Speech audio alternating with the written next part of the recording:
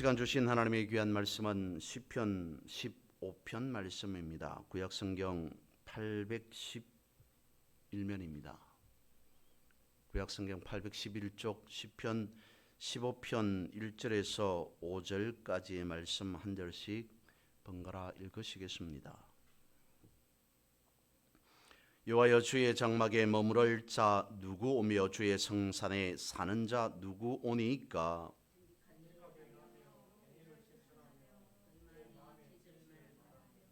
그의 혀로 남을 허물하지 아니하고 그의 이웃에게 악을 행하지 아니하며 그의 이웃을 비방하지 아니하며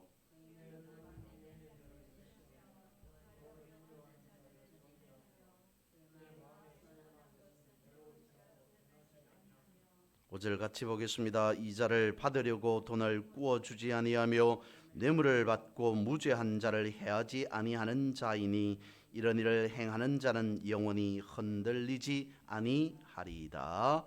아멘. 세상에서 가장 복되고 귀한 삶은 뭐니 해도 주님과 함께 동행하는 삶입니다. 세상에서 가장 값진 삶을 살아가는 사람은 하나님 나라를 소망하며 살아가는 사람일 겁니다. 반대로 세상에서 가장 불행한 삶을 살아가는 사람은 하나님 없이 살아가는 삶, 그러니까 하나님이 없다고 생각하고 살아가는 사람일 겁니다. 세상에서 가장 허무한 인생은 땅의 것만 누리며 땅의 것만 즐기며 살아가는 사람이 아닐까 싶습니다. 가면무도회라는 것이 있죠. 참석하는 모든 사람이 얼굴에 가면을 쓰고 춤을 추며 노는 모임입니다. 자신이 누구인지 다른 사람은 상대편은 알 수 없습니다. 알아보지 못합니다. 그렇기 때문에 마음껏 놀 수 있는 것일까요?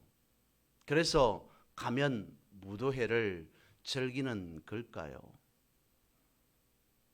자신이 누구인지 드러내지 않고 감추고 싶은 마음이 사람 속에는 있는 것 같습니다. 하나님 없이 살아가는 사람은 자신의 삶이 불행함에도 불행하지 않다는 것을 보이기 위해, 불행한 것을 감추기 위해 어쩌면 인생에서 삶에서 가면을 쓰고 살아가고 있는 것은 아닐까 싶습니다. 물질이라는 것으로, 명예라고 하는 것으로, 권세, 권력이라고 하는 가면을 쓰고 나는 행복하다, 나는 즐겁다, 나는 보람찬 인생을 살아가고 있다, 나는 값지고 귀한 삶을 살아가고 있다라고 하면서 자신을 포장하며 사는 것은 아닐까 싶습니다. 그러면서 그런 인생이, 그런 삶이 영원할 거라 생각하며 살아간다는 게 문제가 아닐까 싶습니다. 프랑스의 철학자죠.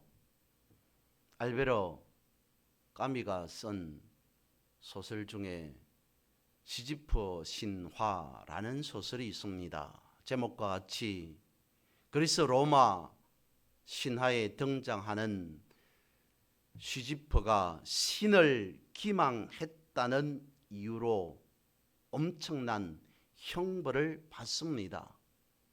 높은 산 꼭대기에 바위덩이를 굴려서 올려놓는 것이 그에게 주어진 형벌이었습니다. 근데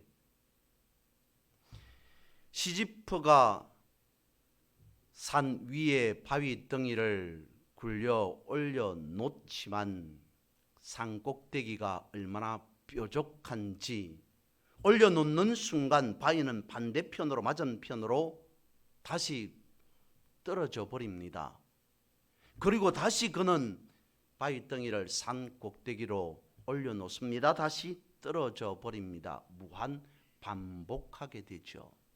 그것이 그에게 주어진 가혹한 형벌이었다라고 말하면서 이것이 우리의 인생 삶이다 라고 비추어서 말해주고 있습니다. 생각해보면, 돌이켜보면 우리의 삶은 반복되는 일상입니다. 아침을 먹었습니다. 다시 점심과 그리고 저녁을 먹습니다. 오늘 하루 삼시세끼 밥을 먹었는데 내일 똑같이 아침, 점심, 저녁을, 그리고 다시 다음 날에도 반복합니다. 물을 마시는 것도 오늘 마신 물을 내일 다시 마시게 됩니다. 그리고 그 다음 날도.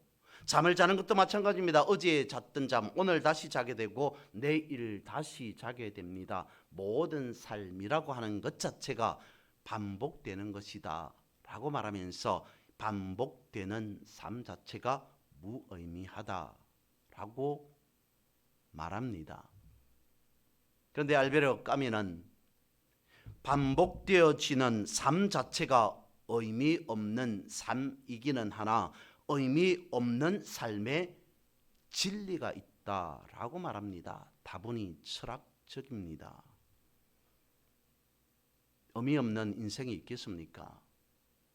모든 삶 자체가 다 의미가 있습니다. 그런데 우리의 삶 속에서 진정한 삶의 이유와 목적, 삶의 의미를 모르고 살아간다면, 정확하게 알지는 못할지라도, 제대로 알지는 못할지라도 삶의 이유와 목적이 무엇인지를 모른 채 살아간다면 그 삶 자체가 어쩌면 무의미하지 않을까 싶습니다. 이런 삶을 행복한 삶이라고 말할 수 없을 겁니다. 불행하겠죠. 불행할 뿐만 아니라 늘 두렵고 불안할 겁니다. 그런데 성도된 우리에게는 다릅니다. 삶에 중요한 의미가 있습니다.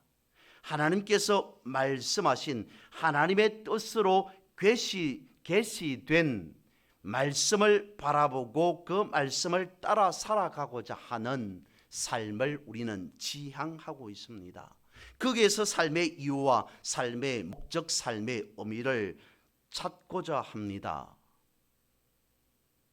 그러면서 하나님으로부터 내 삶이 하나님께서 나를 인정해 주기를 소망하며 살아가게 되죠. 하나님으로부터 인정받는다는 것, 그것이 우리의 인생에서, 우리의 삶에서 얼마나 중요한 것입니까? 이를 오늘 본문은 주의 장막에서 거할 자라고 말씀을 합니다. 주의 장막에서 거할 자격을 갖춘 사람은 어떤 특징을 가지고 있느냐에 대해서 말씀합니다. 그것을 몇 가지로 나누어서 살펴봅니다. 먼저 첫 번째 2절 말씀해 보니까 정직하게 행하며 라고 말씀을 하십니다. 여기에서 말씀하고 있는 정직이라고 하는 것은 이스라엘 백성들이 하나님 앞에 희생 제물을 들고 나아갑니다. 그때의 희생 제물은 점 없고 흠 없는 것이어야만 했습니다. 거룩하고 온전한 것이어야만 했습니다. 정결해야만 했습니다. 그것을 두고 정직이라고 말하고 있습니다. 그렇다면 이 정직이라고 하는 것은 희생 제물만이 정직하면 된다, 흠없고 점만 없으면 된다라고 하는 의미이겠습니까? 그 제물을 드리는 사람 자체를 두고 말하면 아니겠습니까? 희생 제물을 준비하는 자, 그러니까 하나님 앞에 나아가는 자가 하나님 앞에 정직해야 됨을 말씀하고 있다는 것입니다. 하나님 앞에 나아가는 자가 흠없고 점 없어야 된다라는 것을 말하고 있습니다. 그런 사람이 온전한 사람 아니겠습니까? 제사의 목적은 무엇입니까? 사죄함입니다. 하나님 앞에 정직하지 못하였기 때문에, 하나님 앞에 불의한 것이 있기 때문에, 하나님 앞에 지은 죄가 있기 때문에 하나님 내 죄를 용서해 주십시오. 하나님 사죄해 주십시오라고 하면서 드리는 것이 제사입니다. 정직하지 못했던 삶을 뉘우치고 그런 삶을 용서받고자 하는 것이 제사였습니다. 아담과 하와를 생각해 봅니다. 저들은 하나님 앞에 정직하지 못하였습니다. 그러므로 정직한 자가 주의 장막에 거할 자격을 갖춘 자이다라고 본문은 가르쳐주고 있는 것이죠. 다음으로 살펴볼 것은 3절입니다. 이렇게 말씀하고 있습니다. 그의 혀로 남을 허물하지 아니하고 그의 이웃에게 악을 행하지 아니하며 그의 이웃을 비방하지 아니하며 본격적으로 정직한 자에 대해서 말씀하고 있습니다. 본격적으로 주의 장막에 거할 자가 어떤 자인가에 대해서 말씀하고 있습니다. 성경은 말에 대해서 매우 많이 교훈하고 있고 또한 경고해 주고 있습니다. 야고보서는 혀는 마치 지옥불과 같다라고까지 말하고 있습니다. 우리가 말한다는 것 자체가 잘못 말하면, 함부로 말하게 되면 그것은 지옥불과 같은 작용을, 역할을 하게 된다라고 야고보서는 말하고 있습니다. 최소한 우리가 하나님의 자녀가 되었다면 말에 신중에 신중을 기해야 되겠죠. 그의 혀로 남을 허물한다는 것은 험담한다는 것입니다. 없는 사람을 뒷담화 한다는 것입니다. 중상모략한다는 것입니다. 마치 스파이처럼 자신의 악의는 감춰둔 채 여기저기 다니면서 다른 사람의 잘못이나 다른 사람의 허점, 다른 사람의 단점들을 찾아내어서 그것을 과장되게 부풀려서 전하고 퍼뜨리고 말하는 사람과 같다는 겁니다. 설령 그것이 어느 정도 진실, 사실이라 할지라도 남을 모욕하게 하는 것이라면, 남에게 치욕을 주는 것이라면 정당화될 수 없다는 것이죠. 합리화될 수 없다라고 성경은 오늘 본문은 말씀해 주고 있습니다. 다른 어떤 죄보다도 말로 인해 하는 그 죄가 교회 안에서 가장 큰 해를 준다는 사실을 우리는 교회 역사 속에서 찾아볼 수 있게 됩니다. 그러니까 주의 장막에 거할 수 있는 자는 함부로 남의 허물을 덜추어내지 않는 자라고 말씀하고 있는 것이죠. 이런 말이 있습니다. 하나님의 성도들은 다른 사람들의 말을 너무 쉽게 받아들여서도 안 되고 더군다나 형제에 대한 나쁜 소문을 그대로 믿고 전해서는 안 된다라는 말이 있습니다.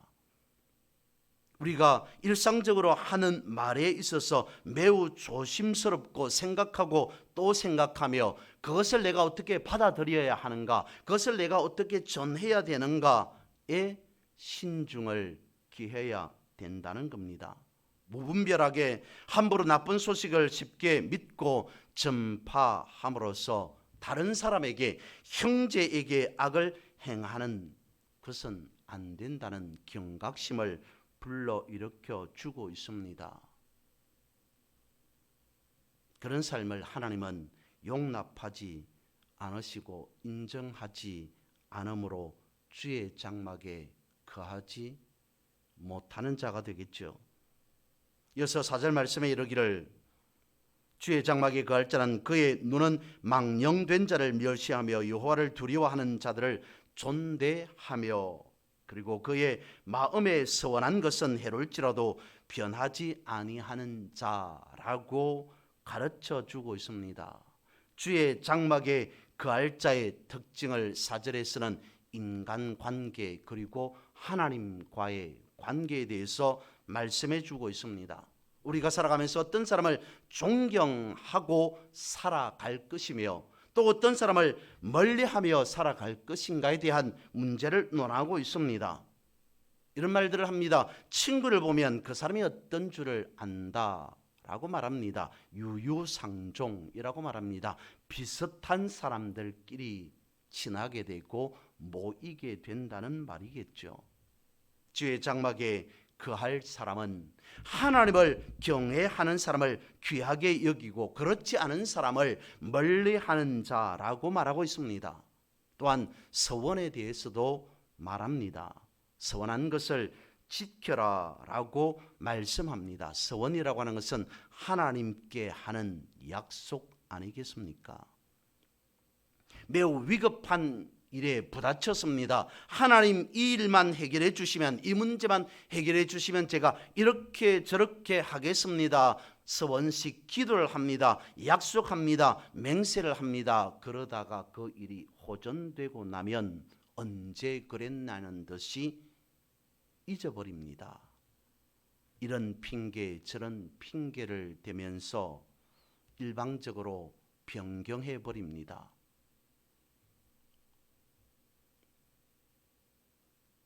오늘 우리는 성경 속에서 서원에 대해서 생각해보고 또 생각해 보아야 합니다.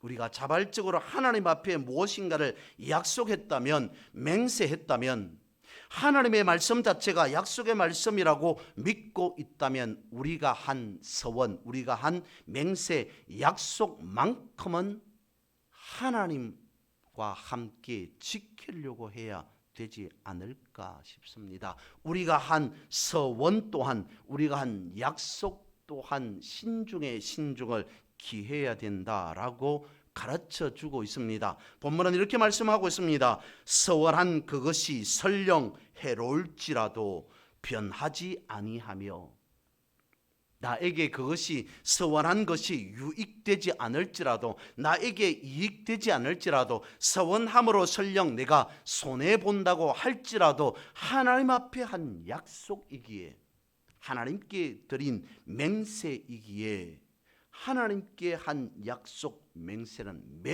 매우 중요하게 다뤄야 된다라고 말씀을 하시는 거죠. 그리고 이어서 마지막 5절에 이르기를 이자를 받으려고 돈을 꾸어주지 아니하며 뇌물을 받고 무죄한 자를 해하지 아니하는 자라고 말씀을 하십니다. 겉으로 언급한 것은 돈과 관련된 부분입니다.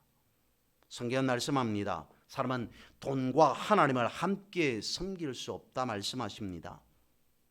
또한 형제에게 이자를 받고 돈을 빌려주는 것을 출애굽기, 레위기, 신명기 등에서 언급합니다. 강조하고 또 강조하고 있다는 거죠. 그러니까 무조건 사람에게 돈을 빌려주고 이자를 받지 말라라고 하는 것이라기보다는 공궁에 처한 자를 통해서 그런 사람들에게, 그런 이웃에게, 그런 형제에게 돈을 빌려주고 이득을 올릴 기회로 삼지 말라는 말입니다.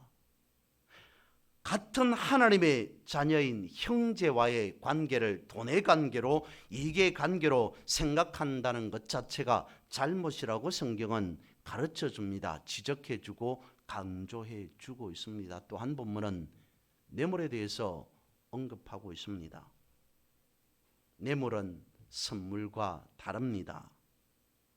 이렇게 말합니다. 뇌물은 일을 하기 전에 주는 것이며 선물은 일이 끝나고 난 다음에 주는 것이다 라는 말을 하기도 합니다. 아무튼 성경은 뇌물을 금하고 있습니다. 출애굽기 23장 8절에서 말씀하십니다. 너는 뇌물을 받지 말라. 뇌물은 밝은 자의 눈을 어둡게 하고 어려운 자의 말을 굽게 하느니라 라고 말씀하십니다. 물질에 너무 집착한 자 또한 주의 장막에 거할 수 없는 자라고 말씀하십니다. 주님께서 말씀하십니다. 부자가 천국에 들어간다는 것은 낙타가 바늘 구멍으로 통과하는 것과 같다. 아니, 낙타가 바늘 구멍으로 들어가는 것보다 부자가 천국의 하나님 나라에 들어가는 것이 훨씬 더 어렵다라고 말씀하십니다. 그러므로 주의 장막에 거할 수 있는 자격을 갖춘 자는 물질의 관계에 있어도 투명한 자라고 말씀하고 있다는 겁니다. 오늘 본문의 말씀 시편 15편은 믿는 자로서 갖춰야 될 믿음의 자세, 삶의 태도에 대해서 말씀하고 있습니다. 주일날 말씀을 드렸습니다. 믿음이라고 하는 것은 순종을 통해서 자신을 드러내고 나타내는 것이다. 증거하는 것이다 라고 말씀을 드렸습니다. 우리는 믿음이 없이는 하나님을 기쁘시게 할 수 없습니다. 우리는 주님을 떠나서는 그 어떤 것도 할 수 없는 존재입니다. 그렇기 때문에 믿음이 있어야 됩니다. 온전한 믿음으로 서 있다면 그 온전한 믿음의 순종을 통해서 우리는 주의 장막에 거하게 된다라고 말씀할 수 있습니다. 이 모든 근거가 되는 것은 바로 복음 말씀이 있기 때문이죠. 그러므로 우리는 주의 성산에서 이렇게 말할 수 있어야 할 것 같습니다. 나된 것은 오직 하나님의 은혜입니다 라고 고백해야 합니다. 그러므로 주의 장막에 거할 하나님의 은혜를 받았기에 우리는 삶 속에서 날마다 감사하며 기뻐하며 늘 승리하는 삶을 살아가야 할 줄로 믿습니다. 이런 삶을 살아가는 우리 모두가 되기를 주님의 이름으로 선포하고 축복합니다.